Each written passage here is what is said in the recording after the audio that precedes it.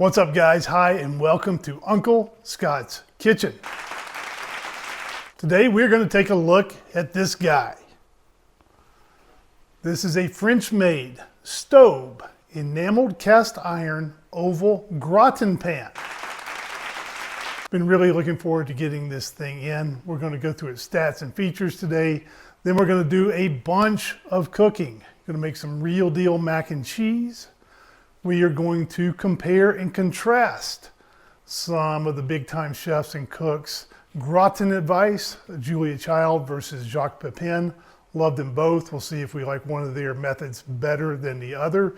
And we're going to finish it off with a big fat shepherd's pie. Except we're going to make it with beef. Some people are going to say that's a cottage pie. Why don't they call it a rancher's pie? I don't know. As long as it's not a zookeeper's pie, I think we'll be okay. Let's get started.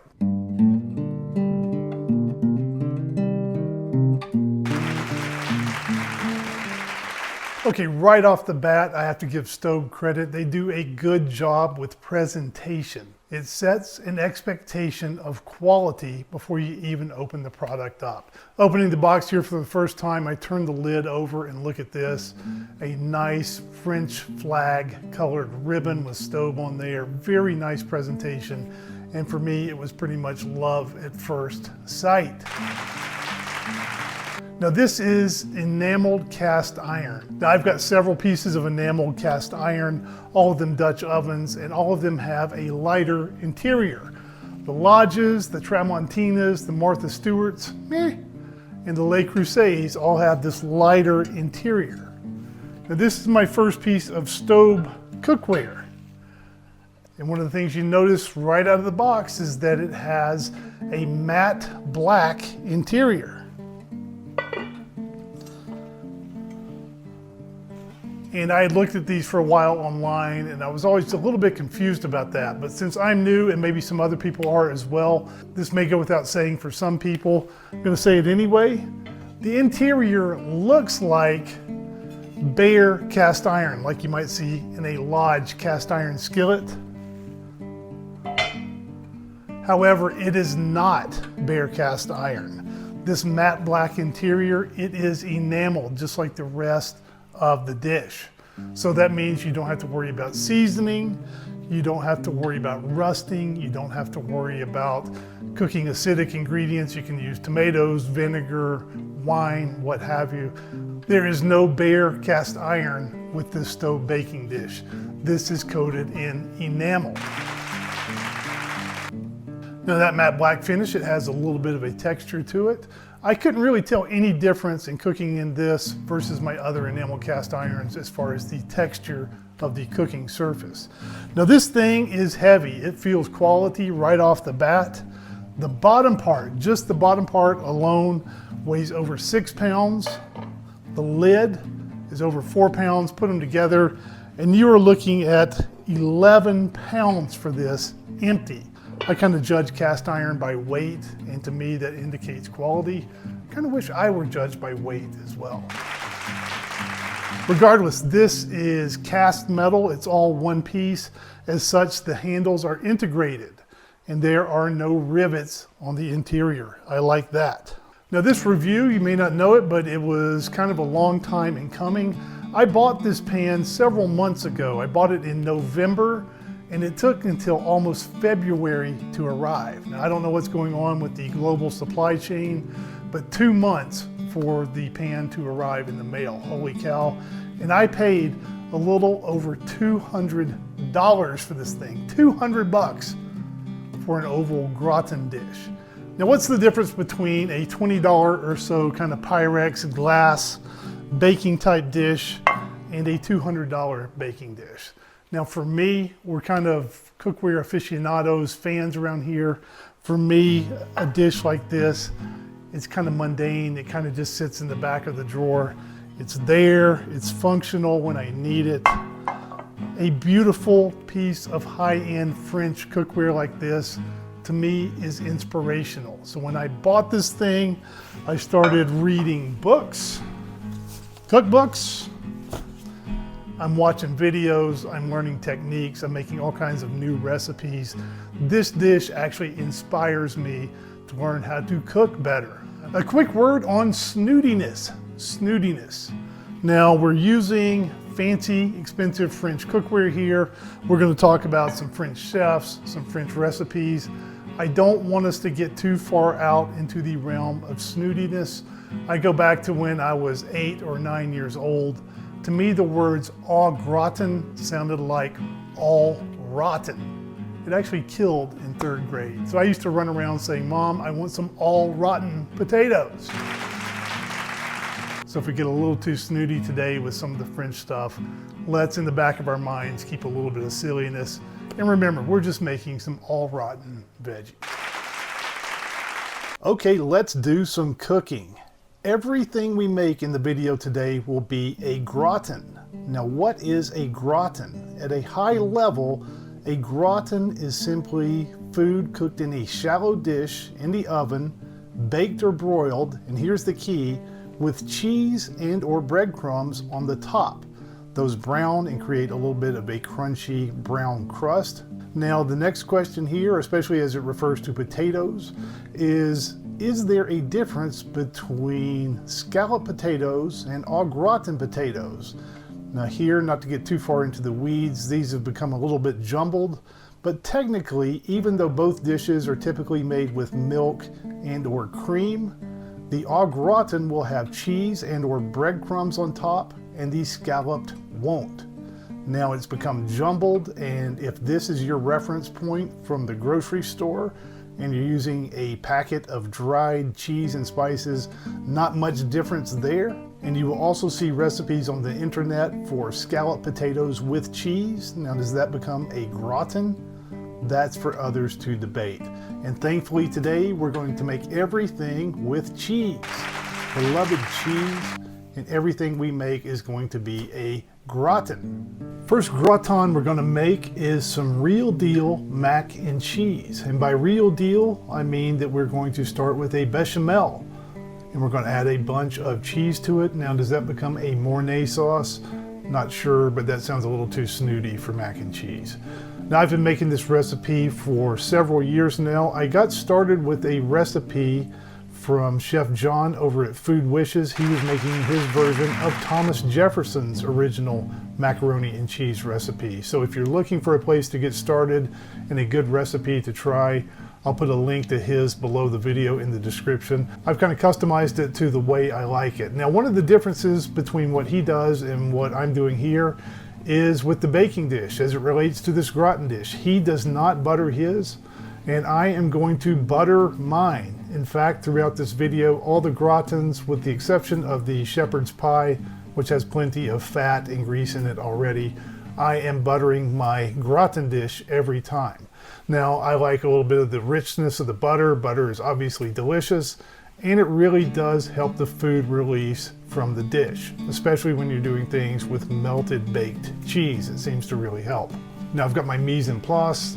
Basically means know your recipe and make sure you've got everything out and ready to go before you start cooking. I've got some salted water boiling. Into that goes my pasta. Then I'm starting with my roux here, equal parts butter and flour. Let that cook for a minute or so, and here you can add spices. Lots of people add salt, pepper, black pepper, white pepper, thyme. Let that cook a minute or so, and now I'm going to add cold milk.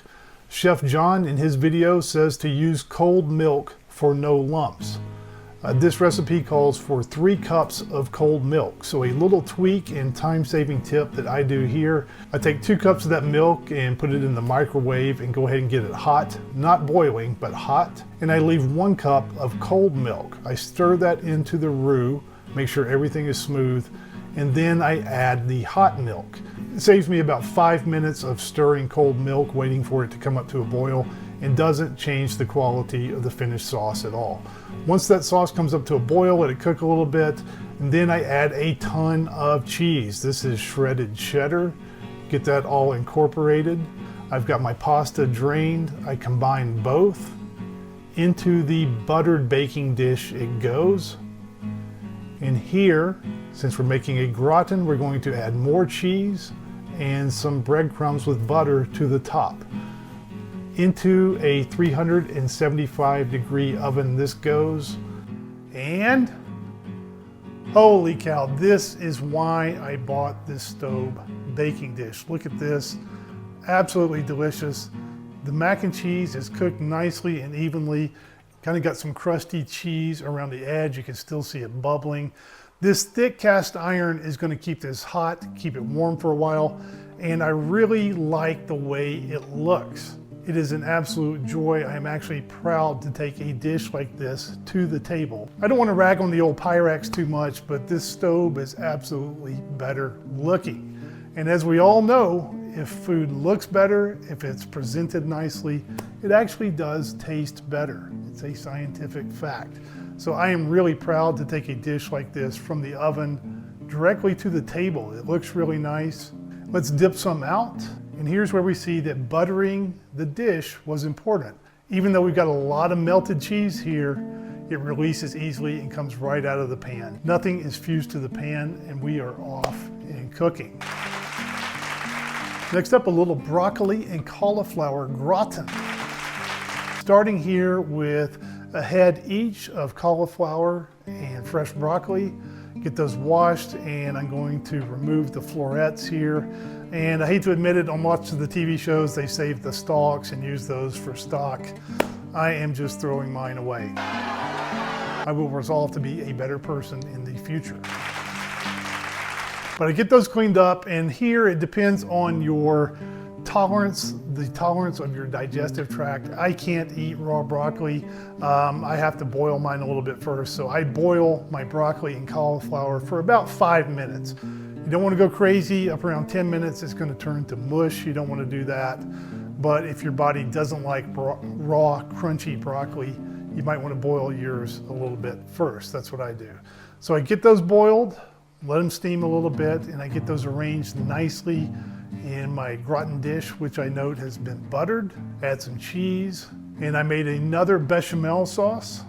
I poured that over my broccoli and cauliflower and finished that off. And here I made a little bit of a mistake. So let's see if we can get a couple of tips here. You can't tell from the video, but I added too much nutmeg to my bechamel. I like bolder flavors, and I tend to add more pepper than is called for. I add more cayenne pepper than is called for. I like that. When it comes to nutmeg, don't do that. If you use too much nutmeg, your food can take on a little bit of a Christmassy type flavor. Don't want to do that, so be very judicious with the nutmeg. Also, early on here, I added too much bechamel sauce. Now the sauce is pretty thick. It had flour in there. You don't have to worry about the sauce being too watery, but I just added too much of it. I got the broccoli and cauliflower. I kind of got the sauce up above those, and it turned out to be too much. Now we're going to cook some potatoes here in a little while, but I noticed that with the broccoli and the cauliflower, there is much more space in between those than there are between the slices of potatoes. So when I added a lot of sauce in there, boy, there was a lot of empty space, and there was a lot of liquid in there. Now, it was a thick sauce, it was a bechamel, it had flour in there, but there was just a lot of it, and I thought the end result here was a little bit wet, a little bit too wet. Now, the solution for that is just use a slotted spoon and resolve to do it better the next time. Even if it's a little bit wet, it was still delicious.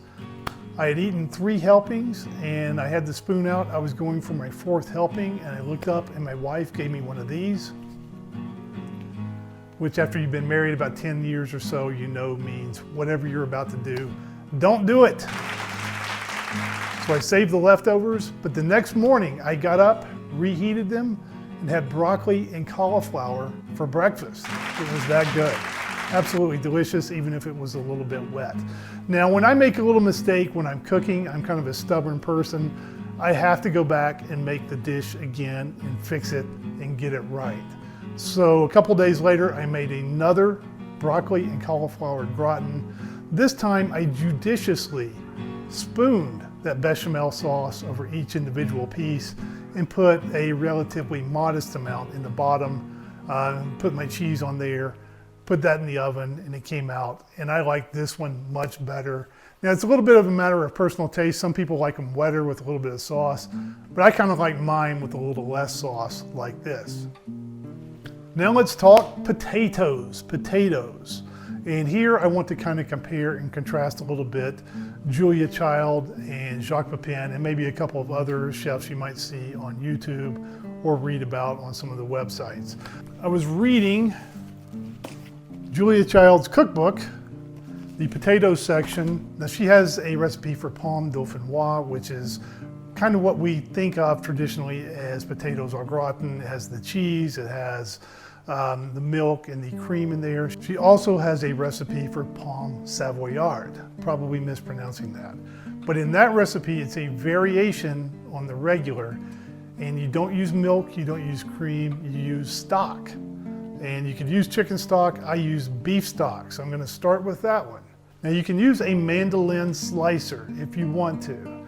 And if presentation is going to be important, if you have people coming over, or if speed is important, by all means use a mandolin. We have one here, and my wife prepared some of the potatoes for me, so thank you to her for doing that. However, I don't mind cutting my potatoes by hand. They don't absolutely have to be perfect for kind of a weeknight gratin. It doesn't matter if they're off by just a little bit. And I kind of just enjoy getting a glass of wine, putting on some music, and cooking for a while. It doesn't bother me. So if speed and presentation are important, by all means go mandolin. If you're just enjoying yourself in the kitchen, just cutting potatoes with a knife is fine. Now her technique in this recipe and the dauphinoise calls for slicing the potatoes and putting them in water. Putting those in water. Remember that for later. So I did all that. I heated my stock on the stove, put in my first layer of potatoes. I put in some cheese. I used Gruyere. So as I was assembling the dish here, I was looking at it and it just didn't seem wet enough. It didn't seem like there was enough stock in there. And I thought to myself, Julia Child, what does she know? So I went ahead and added as much stock as I wanted until I thought it looked right.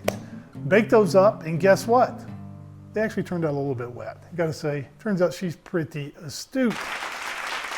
Now the simple solution here when something like this happens is to use a slotted spoon, drain the potatoes just a little bit, and resolve to do a better job the next time. These were still delicious.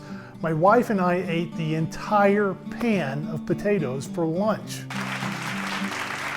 Not very light or low carb there, but we chowed them down. But again, if I don't do something quite right in the kitchen, I have to do it again.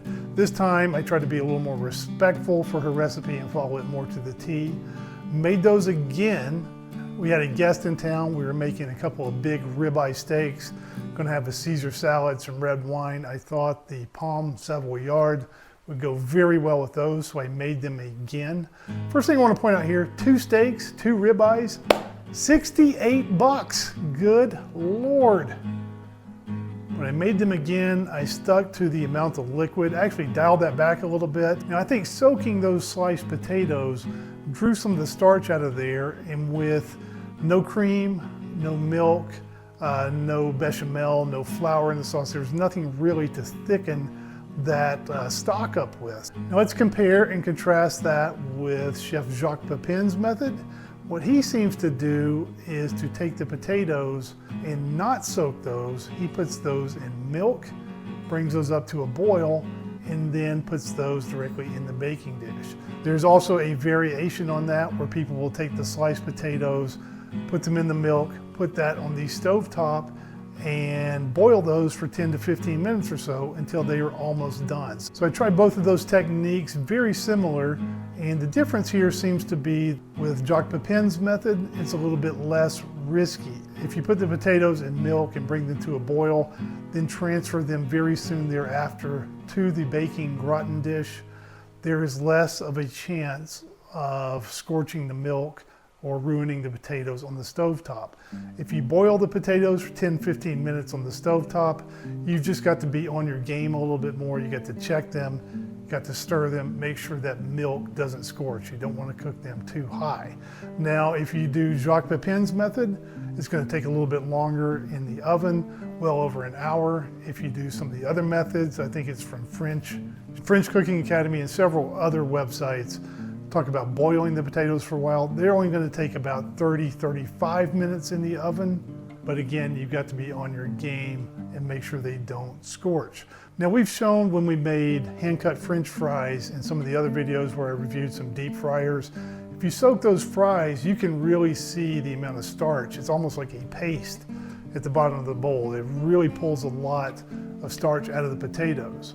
With Jacques Pepin's method and with the French Cooking Academy's method and several of the others where you boil the potatoes in milk, that starch goes into the milk and it acts as kind of a natural thickening agent for the sauce. So a lot of the differences here, Julia Child says to slice and soak your potatoes.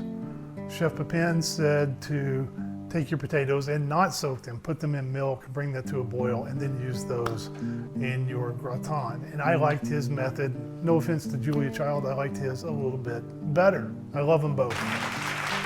So I really paid attention and tried to follow these recipes from Jacques Pepin, from Julia Child, from some of the others on YouTube. Try to follow those pretty much exactly the first time or two I made them. Somewhere around gratin number 6 or 7, you kind of learn the techniques and you can kind of go out on your own. And that's what I did with this one. And here, no official recipe. I fried up some bacon, I chopped up some onions, put a little rosemary in there and some cheese and spread all that through there. And did another layer of potatoes and then my cheese and sauce. Bake that up. Absolutely delicious, and I think I've leveled up my gratin game just a little bit. Now let's talk about Gruyere cheese. Gruyere. A lot of the French recipes, if you're being authentic and going by the letter of the recipe, which I think is pretty important to do the first time or two you make a recipe, they often call for Gruyere cheese. And I gotta say the Gruyere is absolutely delicious. The downside is it's stinking expensive. This little block of Gruyere cheese, over $15. At my local grocery store, it is about $31 per pound for cheese. For the same amount of money, I can get about 3 of these logs of cheddar at Costco. So a gratin tip here is when you're having a fancy dinner, if presentation is important, if you're following the letter of a recipe, by all means use the Gruyere. For a weeknight gratin, just making potatoes for you and your family, there's nothing wrong with substituting good old, reasonably priced cheddar. Okay, for the big finale, let's make a shepherd's pie. I mentioned I'm going to use beef for this. If you want to say it's a cottage pie, that's fine. But if you say shepherd's pie with beef, everybody knows what you mean. One of the reasons I wanted to make this recipe is I want to show that this dish, this Staub gratin dish, can go from stovetop to oven. Here I have an oval burner that I don't use very often. That's one reason I like reviewing oval cookware. It gives me an excuse to use it. So I get the burner going, get the gratin pan on there heating up, got a little oil in there, and some of this delicious, all natural looking beef. I do enjoy a square meal. With the spatula, I get that broken up and it browns in there very nicely. Again, no recipe here. I'm just making this up as I go, but I've got a pound of ground beef in there, browning that up, and I've made a bolognese a time or two. I've got essentially a mirepoix here without the celery. What's a 2/3 mirepoix? I don't know. I've got some cubed up carrots and some onion. Normally I would get those going first, but here I've really wanted to see how the pan worked, browning that beef on the stovetop, so I'm adding these later. Get those in there, let them cook up a little bit, soften up a little bit. I don't want the onions browned. I'm not making a patty melt. I just want them kind of softened and a little bit sweeter, but not browned. So I don't cook it too high there. I added some tomato paste, let that cook up a bit. Then I deglazed everything with some red wine. Now the matte black interior, some people say that you can't see very well down in these stoves with that matte black. I had no trouble with it at all. I added a couple of tablespoons of flour to thicken everything up, then some beef stock. When no one was looking, I added a couple of tablespoons of butter. I added some of this real deal British Worcestershire sauce I got at the local specialty store, at least a tablespoon of that. You can adjust it to taste. And then I added my peas towards the end. They were already cooked. These were canned peas. Some people use frozen. this is what I had, but I didn't want those to turn into mush. And after everything had cooked and come together, I turned the heat off and spread it all around and tried to create a relatively flat surface on the top to hold the mashed potatoes. Now in the meantime, nel frattempo, my wife is in charge of making the topping, the mashed potatoes. We've boiled up some russets here. They're steaming, letting those dry out just a little bit. To those, she is adding salt, pepper, butter, whole milk, heavy cream, sour cream, and cheddar cheese. If you've ever been on one of those diets where you get a cheat day, you get 1 day a week where you can eat anything you want, this would be the dish for your cheat day. Get those ready to go, dollop those on top of my meat mixture, which has been cooling down just a little bit here. Take a fork, get those spread all around. And you know what might go well on top of these mashed potatoes? More cheese. You can't go wrong with more cheese. Into the oven that goes, bring it out, and holy cow. This is why you buy a Staub fancy French oval gratin dish. Took this to the table. Not only could I go from stovetop to oven, cook a delicious dish, but I took it to the table and I was very proud of this. It's absolutely beautiful. It makes a great presentation. Nice to serve people out of this. And then for adults at Sunday dinner, family dinner, we absolutely tore through it, and I got one of these, an empty dish, no leftovers. If somebody likes to cook, an empty dish means you did something correct. So I do like that. The Staub French-made cast iron oval gratin is a fantastic piece of cookware. I think you can tell I really like it. I give it a thumbs up. Now look on the screen somewhere for links to other videos you might enjoy. Don't forget to check out the links in the description of this video for recipes and sales links if you want to get one of these for yourself. Thank you for watching, and we'll see you again next time on Uncle Scott's Kitchen.